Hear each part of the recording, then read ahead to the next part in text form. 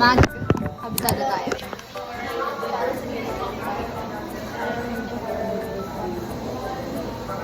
Committed to produce multiliterate and multiliterate innovator along with equipped and highly motivated educators equipped with malapit na. RTU mission to produce competent and socially responsible professionals through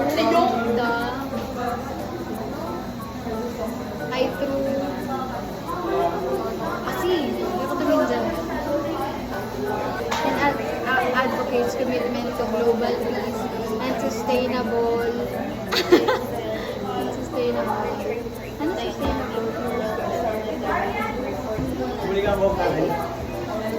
Tapong piso lang ang sangka. Hanggang philosophy. Okay. Dito ka.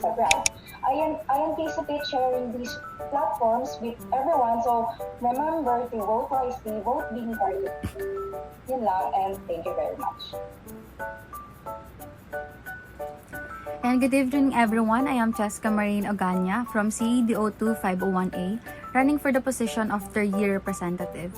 First of all, I would like to thank everyone for taking up time and giving us the opportunity to share our platform with you.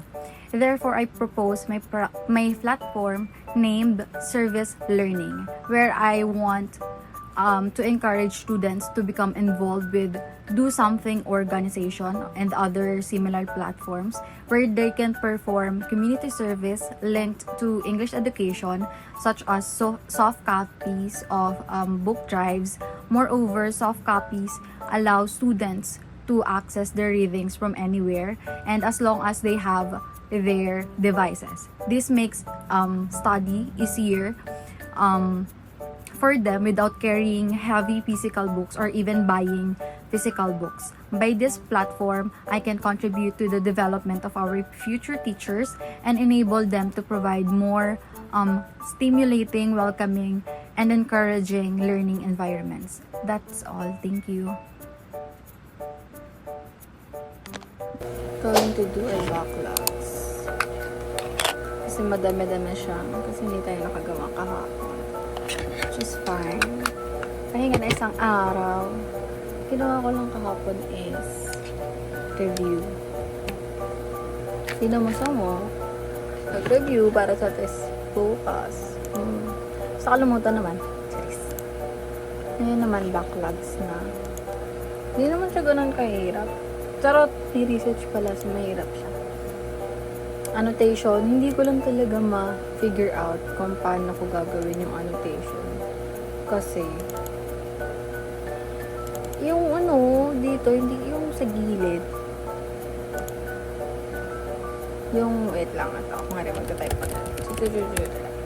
Kasi highlight ko siya, sabi, yung section yun highlight, review, new comment. Ay, kay Francine to.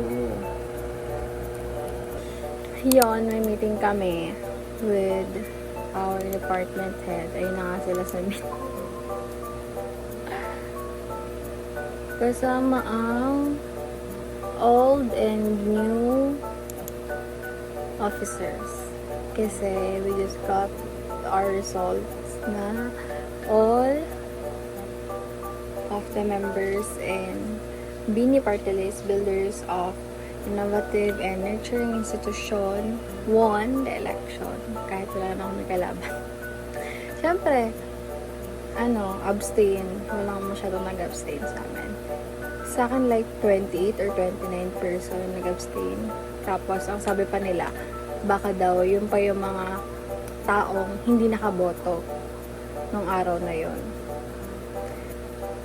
Kasi alam ko nasa 30 or 20 something yung yung mga hindi nakaboto nung time na yun based on the records.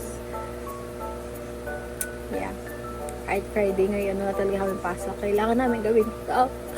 Babaya, may meeting na naman. Meeting ako later around 1 p.m. with my group members sa research for one subject, for two subjects. Research sa dalawang subject, diba? Ang ganda. Tapos may demo pa yon. Tapos, after ng meeting, gawa ulit ng backlogs. Tapos, sa later naman ng 5 p.m., meron akong check-up kasi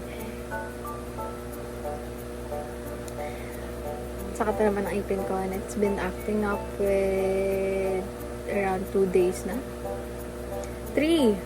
Tapos nung Sunday pala, last Sunday, nilagnat pa ako.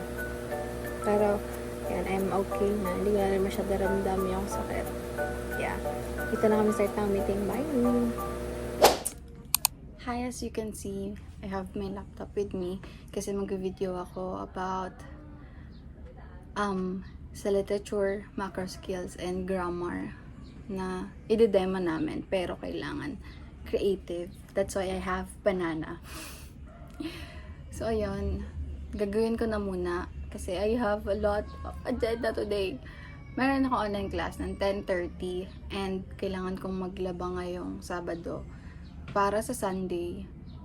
Focus ako sa paggawa ng lahat ng backlogs ko kasi Monday kinabukasan. Face-to-face namin 7:30 AM hanggang 7:30 PM. Gulatin ako sa sarili ko, kinakaya ko yun. Ayun, para bawas na ng isipin sa Sunday. Tapos may gagamitin din ako for the whole week, diba? So, maglalaba ako later. After ko, mag-video. So, mag-video ako ngayon. Ang agenda ko, video, lalaba, tapos mag-online class. Tapos, after nun, hanggang 8 p.m. kasi, so parang siguro habang nag-online class, may gagawin akong backlogs ka. So, start na tayo. 6:57, still on online class.